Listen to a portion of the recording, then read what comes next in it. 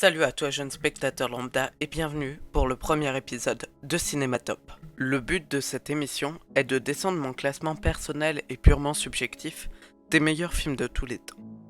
On commence par le meilleur et on terminera quand j'en aurai marre. Je tiens à dire que je n'ai pas vu tous les films du monde et que ce classement sera modulable. Je vais parler des films qui m'ont le plus marqué. Je n'ai pas ajouté l'animation car dans mon classement, celle-ci prendrait une trop grande place. Aujourd'hui, je vais vous parler d'un des films les mieux réussis des années 2000. Je vais parler d'Elephant.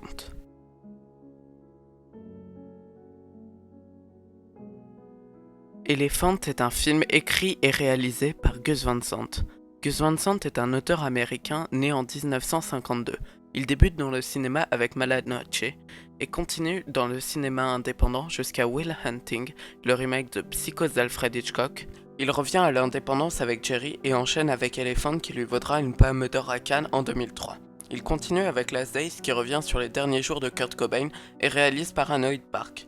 Puis arrive Harvey Milk, un film avec une mise en scène plus sobre mais indispensable car c'est son film le plus engagé. En effet, lui qui est homosexuel, il réalise le biopic du premier maire états-unien homosexuel. Le film raconte le destin croisé de plusieurs adolescents avant la tristement célèbre tuerie de Columbine. On y découvre leurs hobbies, leur vie, leurs cours. Deux d'entre eux décident de prendre les armes et de se suicider en commettant une tuerie. Bref, c'était peut-être le plus court résumé de la chaîne, car oui, en effet, le film n'a pas de scénario. Gus Van Sant l'a écrit en le storyboardant, ce qui est un principe d'écriture souvent repris par Gus Van Sant, car il mélange souvent passé et présent dans sa filmographie. Les flashbacks sont présents au milieu de certaines scènes sans transition visible. Alors je vais analyser ce film en vous disant qu'il n'a que 3,6 sur 5 sur Allociné et en répondant à certaines critiques. Déjà, la critique classique est « c'est long, c'est chiant » ou « 70 minutes de rien, 10 minutes de tuerie ».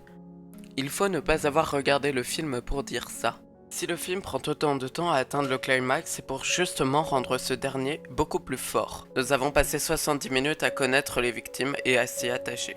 Et cette fin provoque tout simplement une émotion envers les protagonistes. C'est un peu comme 71 fragments d'une chronologie du hasard de Michael Haneke. Mais si 71 fragments racontent la vie des victimes et du tueur, il pointe aussi la situation de l'époque pour démontrer que ce qu'on appelle horreur n'a rien à voir avec celle effectuée par nos États. Et Gus Van Sant, tout à son honneur, ne le fait pas car il ne montre pas la vie d'adultes mais d'adolescents. Si vous voulez voir un film qui pointe du doigt, regardez Falling for Columbine de Michael Moore. Les tueurs n'ont pas tué à cause de la politique étrangère des États-Unis, c'était juste deux jeunes fascinés par Hitler, harcelés à l'école et jouant de façon bizarre aux jeux vidéo. Si le film est lent, c'est parce que la caméra avance au rythme de marche des jeunes, ce qui nous rapproche d'eux. Le fait que certaines scènes sont vécues de plusieurs points de vue nous place dans une ironie dramatique car nous savons ce qui va se passer avant eux, ce qui renforce le stress de la dernière scène. Puis la critique, il s'est pris pour un artiste en filmant le ciel. Alors que voit-on dans ce ciel? Des nuages qui apportent un orage. Cet orage, c'est le carnage, la tuerie. Y a pas plus simple et explicatif. Et oui, Gus Van Sant est un artiste. Et oui, le ciel revient souvent dans sa filmographie. Il y a C'est trop silencieux. L'absence de musique dans une grande partie du film sert à nous rapprocher des protagonistes, comme tout silence. Le travail sur le son est excellent. On sait quand un des élèves a un malaise ou se fait emporter par la folie.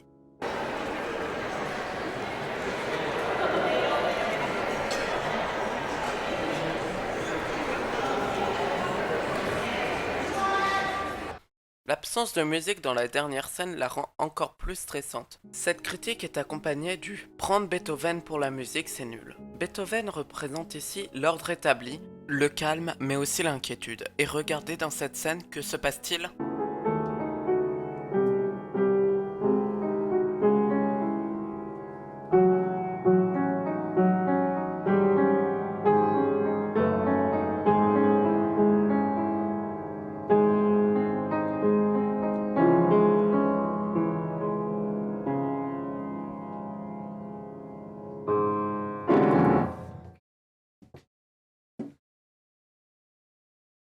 Ces jeunes veulent renverser cet ordre en lui montrant un doigt d'honneur. C'est une métaphore de ce qu'il va se passer.